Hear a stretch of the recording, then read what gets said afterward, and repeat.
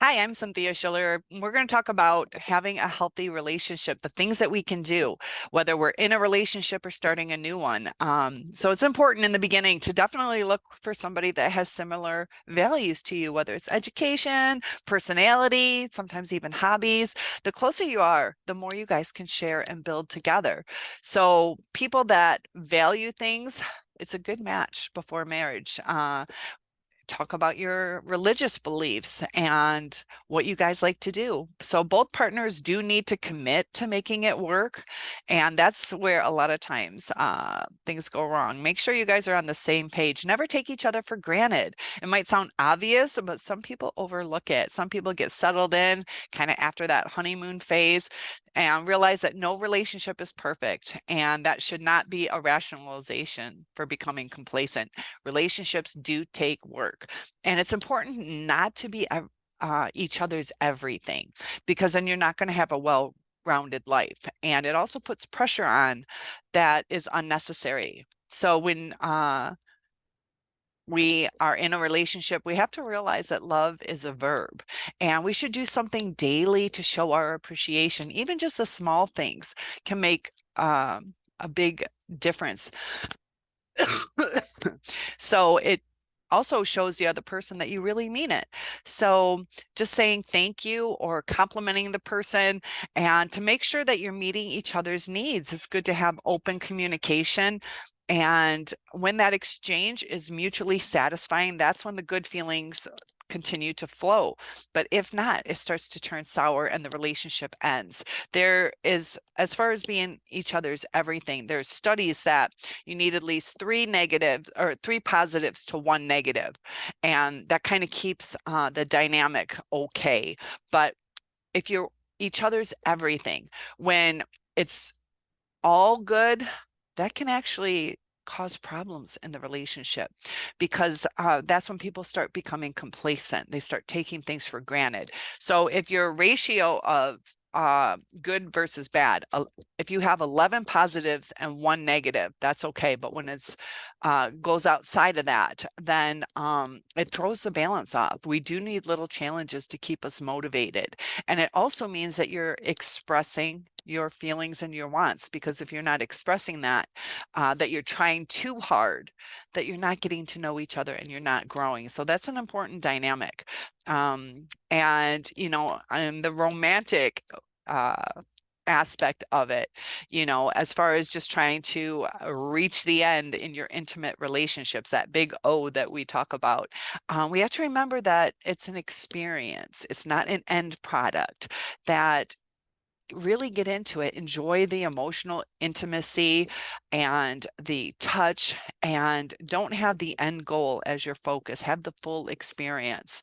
And it's good to keep things hot and spicy and keep your self-esteem alive by doing certain things on a regular basis, whether it's eating healthy or exercising, building up your self-esteem and confidence, and to remove any performance pressure.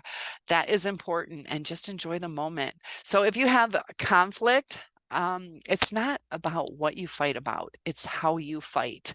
And research has shown that 4 conflict messages are able to predict whether couples remain together or get divorced: contempt, criticism, stonewalling or withdrawal, and also defensiveness. So we have to handle the situations in the right way. So try a nicer approach, as opposed to placing the blame on them, like you always leave your dirty laundry all over the place. Why can't you do this?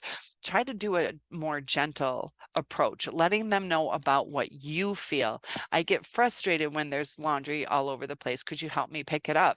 As opposed to putting blame, it's expressing yourself. It's just a little different shift that makes a big difference. And that way the person isn't on the defense. Identify your good conflicts, and it's the beginning of a deeper love. Don't run from that conflict, because it helps you grow. A lot of people shut down and don't express things. So if you both can understand what the conflict is, commit to working on it as a couple. If your approach If you approach your good conflicts with bitterness, whether it's contempt or blame, that's when the relationship turns toxic. So it's just a little shift on how we communicate. Communication is so important. And make some time for self-care. Take time to be apart. Don't be each other's everything, because then you're really no longer bringing things to the table. Experiences and conversations that you could share with your partner, as opposed to having them feel that pressure. Don't abandon who you are. Keep growing in yourself. And we shouldn't be ignoring our feelings. Try not to get messy or late. Keep good organizational habits. Take care of your financial spending. Keep that in check. And physically, make sure that you're still exercising, eating healthy, and the spiritual life that you guys have together, figure that out and either grow with it or understand it. And I'm getting tongue-tied. Create a fulfilling life, and that sometimes takes some sacrifice, but don't become a martyr. And over the years, it becomes increasingly clear that, you know, we have to take some responsibility to provide for our own well-being, and that's just as important as giving some responsibility to others. We can't all do it on our own, and there's no such thing as a failed romance. Relationships simply evolve into what they were always meant to be. So it's best not to try to make something that is meant to be seasonal or temporary into a lifelong relationship. If it's meant to be, it'll flow. And with the commitment, when both people have the commitment, you can overcome so many obstacles, but both people need to want it. And that's when you're going to feel that you're in a healthy, loving, lifelong relationship. But if it starts turning toxic and nothing is changing, nothing is getting better, that we have to recognize, are we with the right person? I do have a channel, A Soul Survivor, that deals with narcissistic abuse, because that causes actual brain damage. And being in a toxic relationship can have devastating effects. So I'm here to help you with a healthy, happy relationship. Both parties need to want it. Both people need to communicate. And love is a verb. Love is an action. So we'll get through this together. You deserve a healthy, loving relationship.